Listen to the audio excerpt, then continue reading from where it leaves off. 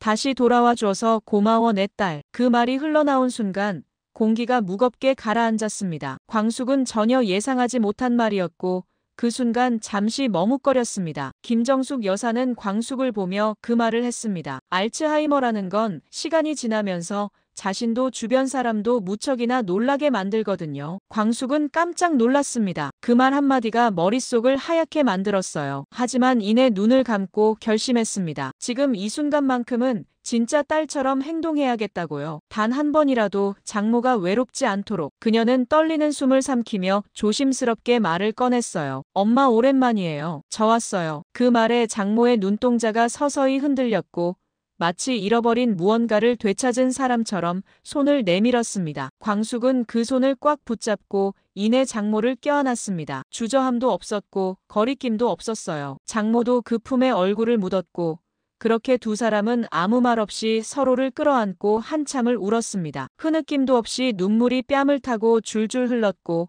어깨가 함께 흔들릴 만큼 울음은 깊었습니다. 왜 이제야 왔어? 왜 이렇게 늦게 왔니? 난 얼마나 기다렸는데. 장모의 목소리는 완전히 무너져 있었습니다. 단순한 착각이 아니었어요. 정말로 그동안 기다리며 버텨온 시간이 그 안에 다 담겨 있었거든요. 광숙은 떨리는 목소리로 대답했습니다. 엄마.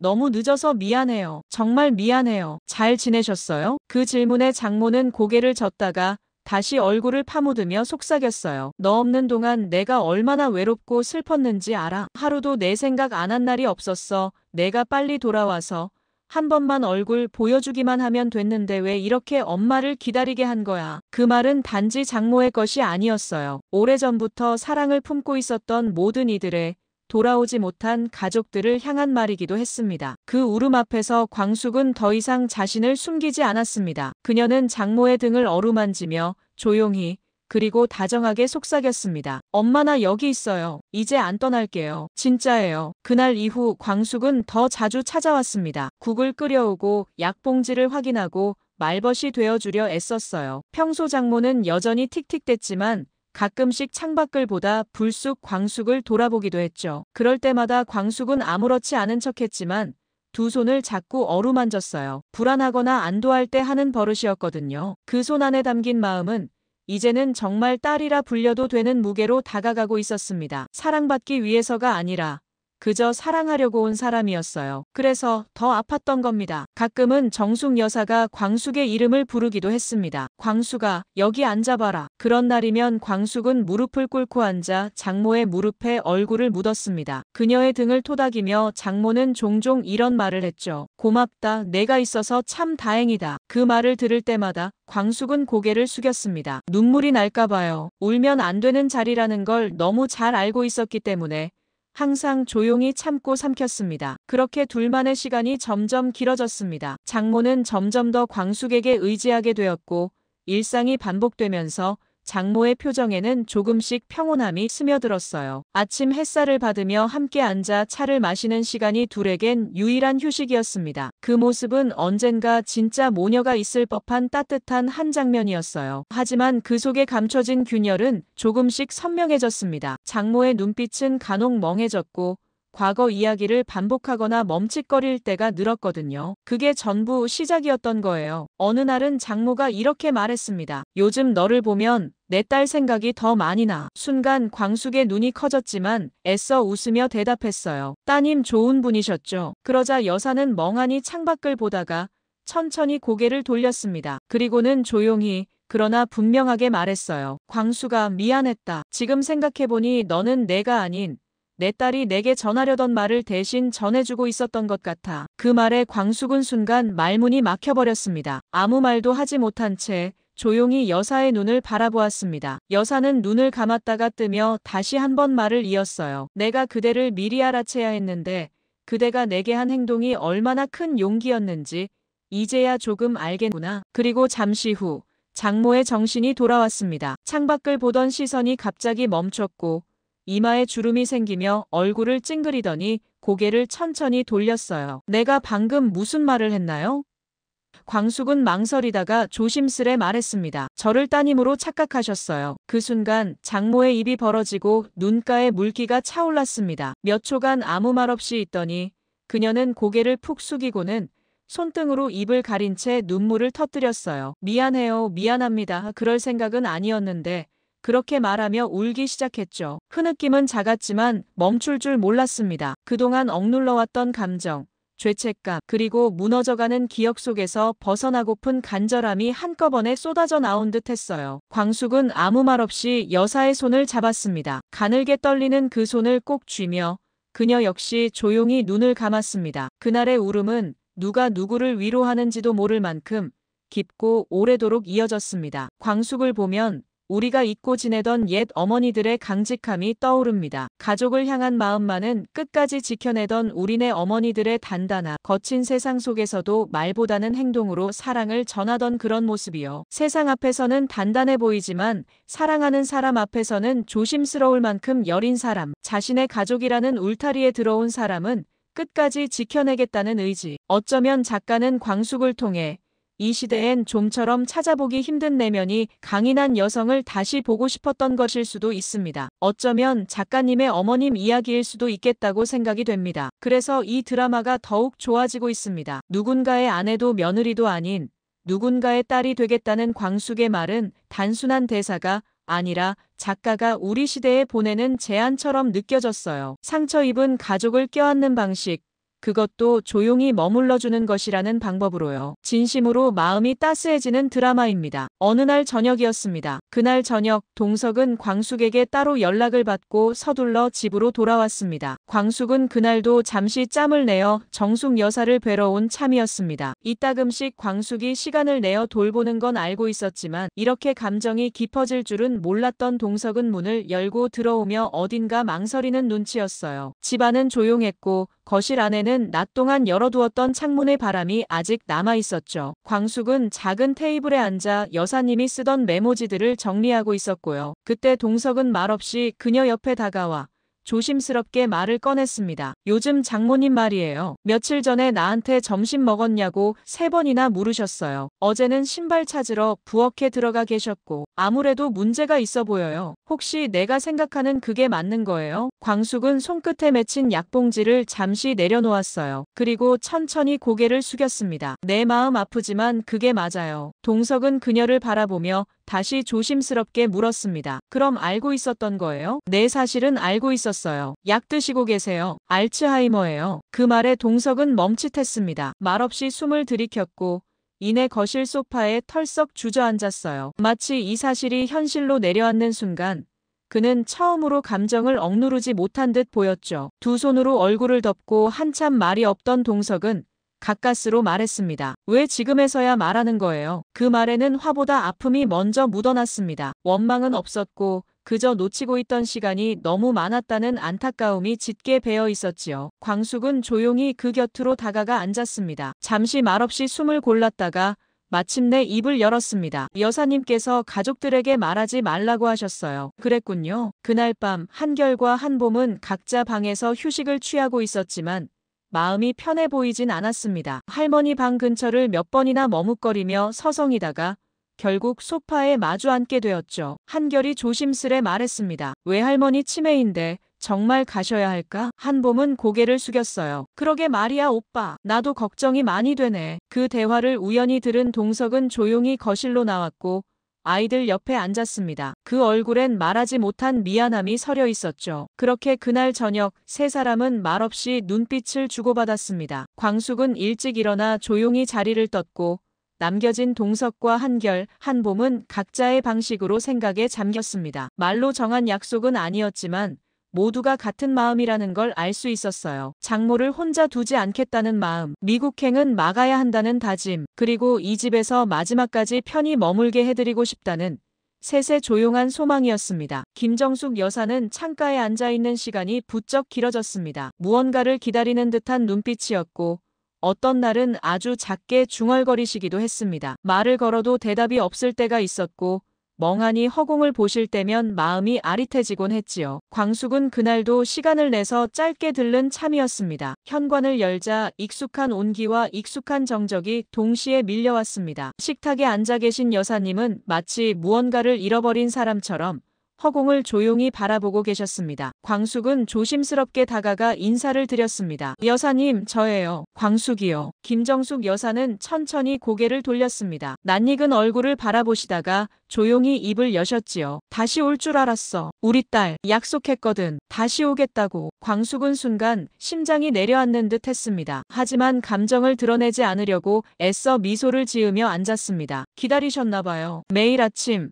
내 딸이 올 것 같아서. 오늘도 괜히 마음이 설렜어. 그 말에 광숙은 차마 아무 말도 하지 못했습니다. 한참을 조용히 앉아 있다가 조심스레 손등을 잡았습니다. 장모님의 손은 따뜻했고 어쩐지 오래전 어머니의 체온 같기도 했습니다. 오늘도 다녀가요. 엄마. 그녀는 그렇게 말씀드리고 천천히 자리에서 일어났습니다. 신발을 신으며 마지막으로 돌아본 여사님은 여전히 창밖을 바라보고 계셨습니다. 그 모습이 오래도록 마음에 남았고 그날따라 그녀는 발걸음을 쉽게 떼지 못했습니다. 그날 오후 동석은 사무실에서 미국 병원과 통화를 하고 있었습니다. 담당 의사는 조심스럽게 말을 건넸지요. 가족이 케어하기엔 조만간 어려운 시점이 올 수도 있습니다. 지금은 초기지만 진행 속도가 빠를 가능성도 있고요. 동석은 말없이 자리에 앉아 있었습니다. 전화기 너머로 들려온 말들이 마음속 어딘가에서 계속 맴도는 듯했고 마음속 어딘가에 묵직하게 남았습니다. 동석은 아무 말 없이 잠시 고개를 숙였습니다. 그 눈빛은 오래전 아내가 병실에서 마지막 인사를 하던 날과 비슷했습니다. 무너지는 감정을 애써 감추는 모습이었습니다. 다음 날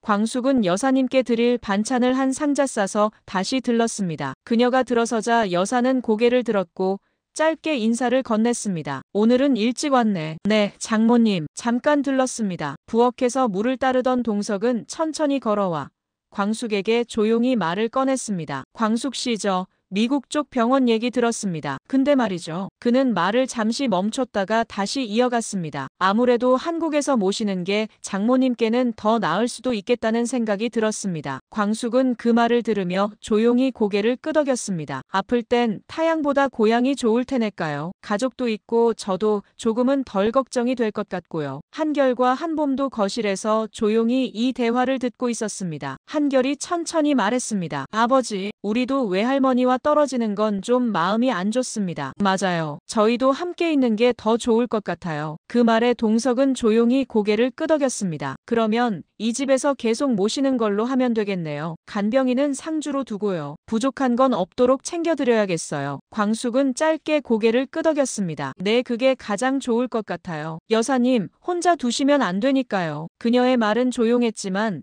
그 안에는 많은 마음이 담겨 있었습니다. 그날 저녁 여사님은 편안한 표정으로 거실 소파에 앉아 계셨습니다. 한결과 한봄은 자연스럽게 그 옆에 앉았고 동석도 말없이 차를 한 잔 내왔습니다. 말이 오가지 않아도 괜찮았습니다. 그 조용한 공기 속에서 가족 모두의 마음이 같은 방향으로 향하고 있다는 건 분명하게 느껴졌으니까요. 술도가의 대문을 밀고 들어서는 순간 광숙은 안채로부터 느껴지는 공기를 단박에 알아차릴 수 있었습니다. 평소라면 자글자글 끓는 소리나 설거지 그릇 부딪히는 소리가 반겨야 했을 시간인데 오늘따라 안은 이상하리만치 조용했고 냄비 속 된장국마저 냄새가 안 나는 것 같았거든요. 그 문틈을 지나 안채에 들어서자 가장 먼저 들린 건 공주실의 목소리였습니다. 오늘도 그 집 갔다 왔구나. 고개를 들지도 않은 채였지만 단박에 알아보는 말투였지요. 광숙은 아무 대꾸 없이 겉옷을 벗었습니다. 그리고 조용히 식탁 옆에 앉아 고개를 숙였지요. 말문을 어떻게 열어야 할지 몰랐고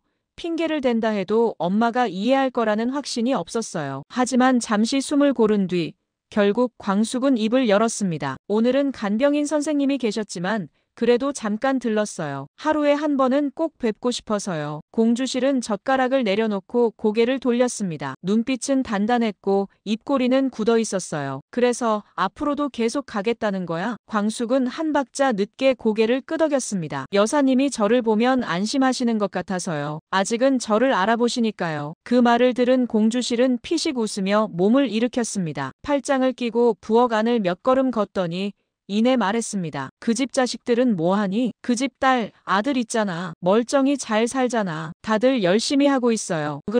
그런데 너만 왜 그래야 하냐고. 넌 아직 그 집 며느리도 아니잖아. 광숙은 그 말을 부정하지 못했습니다. 그렇다고 맞다고도 할 수 없었지요. 그분이 저를 딸처럼 느끼신다고 하셨어요. 그냥 그 말을 듣는데 제가 더 못 놓겠더라고요. 그때 마침 고자동이 마당 쪽에서 안채로 들어왔습니다. 일 끝낸 표정으로 들어오다 이 묘한 분위기를 단박에 느꼈지요. 공주실은 그를 보자마자 말했습니다. 잘 왔어요, 공장장님. 들으셨어요? 우리 광숙이가 그 집에서 그 어른까지 챙긴대요. 그거 아세요? 고자동은 당황한 눈빛으로 광숙을 바라보다 조심스럽게 물었어요. 진짜예요? 그게 정말이에요? 광숙은 짧게 고개를 끄덕였습니다. 여사님이 저한테 그렇게 말씀하셨거든요. 딸 같다고요. 공주실은 그 말을 들은 순간 자리에서 벌떡 일어나 찻잔을 탁탁 털며 말했습니다. 참 한심하다. 내가 널 그렇게 키운 줄 아니? 어디 죽은 사람의 엄마까지 내가 모시게 생겼어. 넌 왜 그렇게 말도 안 되는 일만 하고 다니는 거야? 고자동은 그 말에 한숨을 내쉬며 고개를 저었습니다. 사장님 진짜 그렇게까지 하실 필요 없어요. 그 집에도 가족이 있잖아요. 광숙은 그 말에 말없이 고개를 떨궜습니다. 말을 하면 더 커질까봐,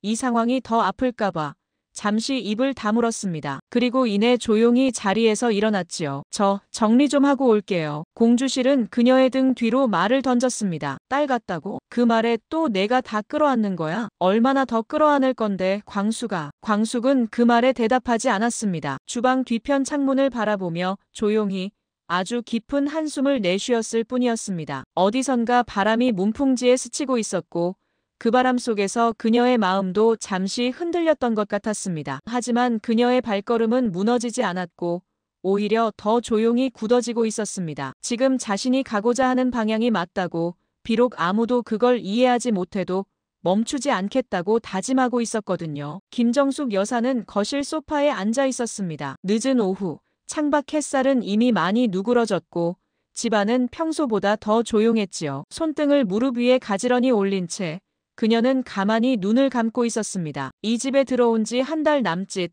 생각보다 많은 일이 있었고 그보다 더 많은 감정을 겪은 시간이었거든요. 처음엔 내 딸을 대신할 사람이 절대 아니라고 생각했었죠. 그녀는 마음속으로 그렇게 말했습니다. 그런데 어느 순간부터는 이상하게도 마음이 놓였어요. 그 아이가 내 곁에 있다는 게 위로처럼 느껴졌던 날들이 있었죠. 그래서 미안했고, 그래서 고마웠고, 그래서 더는 안 되겠더라고요. 그 다음 날 아침, 광숙은 현관 앞에 정리된 여행 가방을 보고 멈춰 섰습니다. 낡은 캐리어 위엔 손으로 눌러 쓴 메모 한 장이 놓여 있었지요. 미국 병원에서 자리가 났답니다. 고마웠어요. 그리고 미안했어요. 광숙은 메모를 천천히 접으며 안으로 들어섰고 방 안엔 조용히 앉아있는 장모님이 있었습니다. 언제 결정하셨어요? 광숙이 묻자 장모님은 담담하게 대답했습니다. 며칠 전부터 마음을 먹었죠. 그대 얼굴을 보면서 이젠 내가 자리를 비워야겠다고. 그래야 그대가 더는 고생 안 할 것 같아서요. 광숙은 가만히 눈을 떴습니다. 하지만 말은 쉽게 나오지 않았습니다. 저는 정말 여사님을 평생 모시고 살고 싶었던 거예요. 정말 진심이었습니다. 그 마음은 끝내 말이 되지 않았고 눈빛에만 맺혀 있었습니다. 장모님은 자리에서 일어나 광숙의 손등을 살며시 잡았습니다. 내 딸이 살아있었으면 그대처럼 굴었을까 그 생각을 자주 했어요. 내가 살아보니 알겠더라고요. 피보다도 깊은 마음이 있다는 걸. 그 말을 듣고 광숙은 결국 고개를 떨궜습니다. 눈물이 뚝 떨어졌고 손등 위로 스며들었습니다. 하지만 여사님은 끝내 한 번도 그 눈물을 닦아주려 하지 않았습니다. 그건 각자의 몫으로 남겨두어야 할 감정이었으니까요. 출국 당일 광숙 혼자 여사님을 대문 앞까지 배웅했습니다. 그녀의 뜻이었고 그녀의 방식이었기 때문이었죠. 여사님은 마지막으로 광숙을 바라보며 말했습니다. 나중에 소식은 전할게요. 하지만 걱정하진 마요. 난 괜찮아요. 그리고 그대 덕분에 내 마지막 기억이 따뜻하게 남았거든요. 그 말에 광숙은 고개를 숙였습니다. 그리고 작게 하지만 분명히 말했죠. 건강 꼭 잘 챙기세요. 여사님, 멀리서나마 자주 연락드리겠습니다. 그녀의 뒷모습은 생각보다 작았고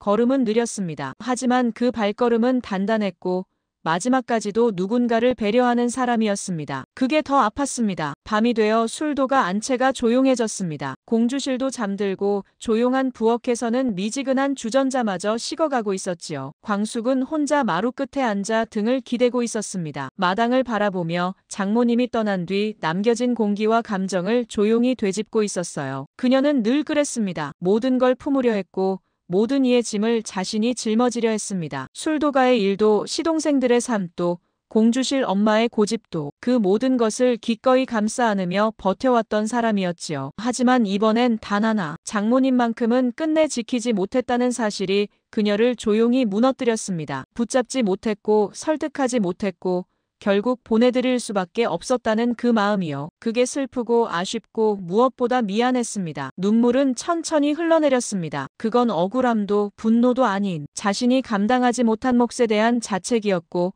끝까지 버텨주지 못한 자신에 대한 안쓰러움이기도 했습니다. 광숙은 그저 그렇게 앉아 있었습니다. 아무 말도 없이 누군가에게 기대지도 않은 채 아직 식지 않은 밤 공기 속에서 천천히 고개를 숙였지요. 한 번쯤은 자신도 버틸 수 없었던 사람이라는 걸 인정해야 할 것 같았거든요. 그리고 그게 인간이라는 사실도요. 그 밤 술도가는 아주 조용했습니다. 광숙의 어깨 위로 별빛 하나가 조용히 내려앉고 있었고 광숙은 여전히 아무 말 없이 한자리에 오래도록 앉아 있었습니다.